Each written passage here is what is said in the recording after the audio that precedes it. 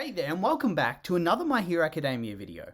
And a couple of days ago we saw the release of the latest chapter of My Hero Academia, chapter 366, which continues the focus of the last couple of chapters, honing in on the battle between the various different heroes and Chigaraki, with our hero struggling to hold off long enough for Deku to arrive and alleviate some of the burden of facing off with this unstoppable force. Previous big moments include the supposed death of Bakugo, Edgeshot sacrificing himself to try and bring him back to life, Mirko losing basically every single limb she has, and Chigaraki starting to get scared of fighting all these absolute psychos that just refuse to stay down. Now, I haven't been all that swept up with the story if I'm being perfectly honest. I feel like the last time I really cared 100% was back in the Paranormal Liberation War arc. But these last couple of chapters, whilst there's been some questionable moments, I do think I'm starting to enjoy things a whole lot more again. And so today, we're going to go through the events of this current chapter that's just been released and see what they could mean for the future of the story going forward. And as always, this definitely means this is the last chance for not getting spoiled too heavily. Although, I already dropped some bombs earlier in the video, so sorry. So yeah, spoiler warning. And here we go.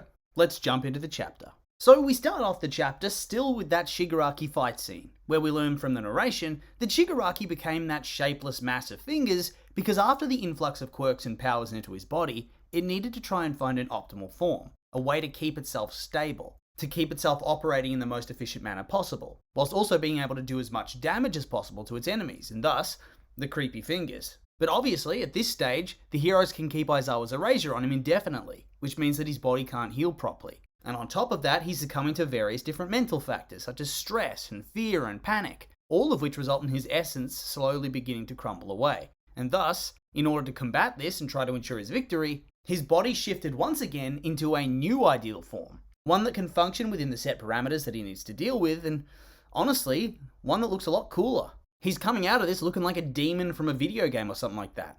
He's still enormous, and still disgusting in a way, but less of an eldritch horror creature, and more, realistic? Dude looks like a mythological monster that you might see a hero in a Greek story face off with. I don't know. It just gives him a more intimidating air. Anyway, he looks cool.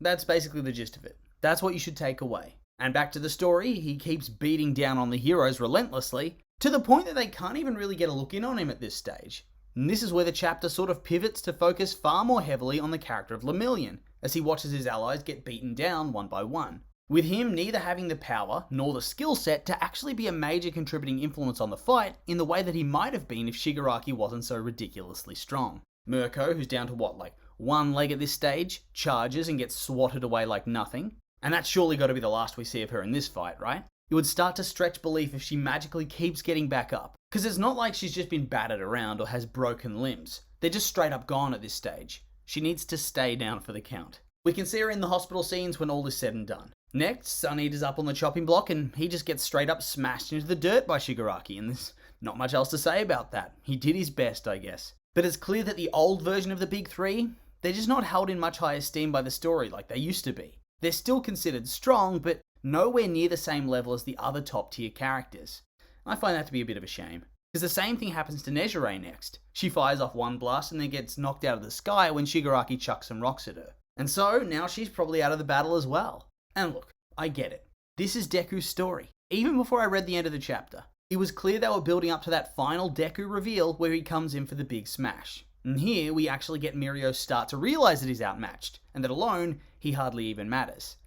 And that's quite a sad realisation, because I remember when he was introduced, he just seemed so unstoppable. When he had that 1v1 against Overhaul, and held him off even after he lost his quirk, he was such a badass. But now, we've come to an era where the final villain has crazy super strength modifications that basically mean you have to have a god tier quirk like Deku to even have a chance.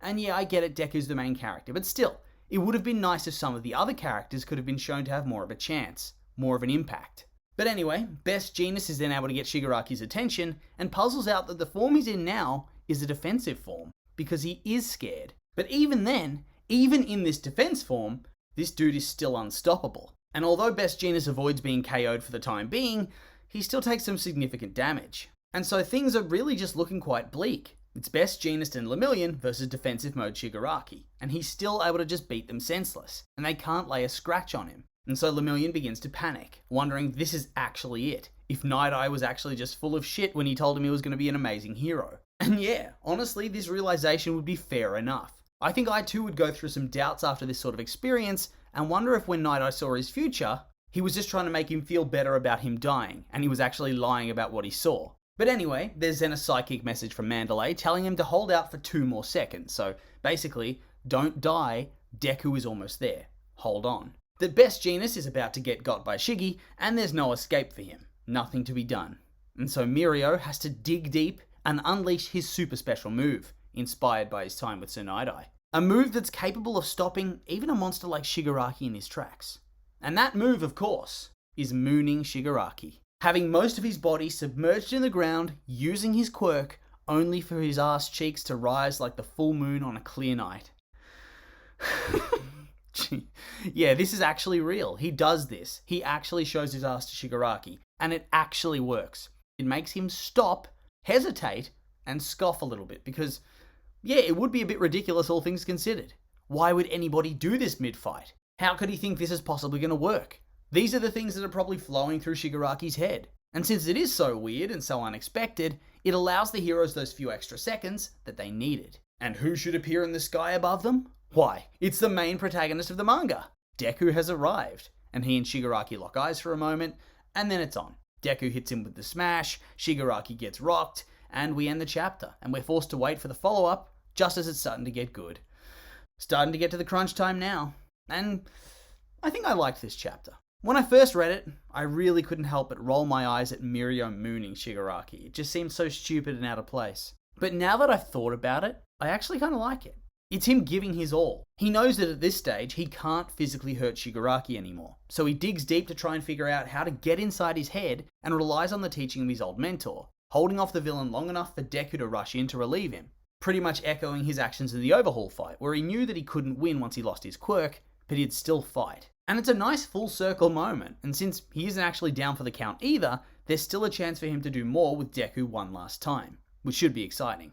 But yeah, I'd say that's where I'm going to end the video. And I really like this chapter, and I hope the quality stays good, and that the story doesn't slowly descend into wackiness. We're coming up on the end game now, so hopefully it doesn't fall at the last hurdle. But of course, with all that being said, these are just my opinions, and now I'd like to hear yours. What did you think of the chapter? Like it, hate it? I'm curious for your thoughts, so make sure to like, comment, subscribe, and let me know.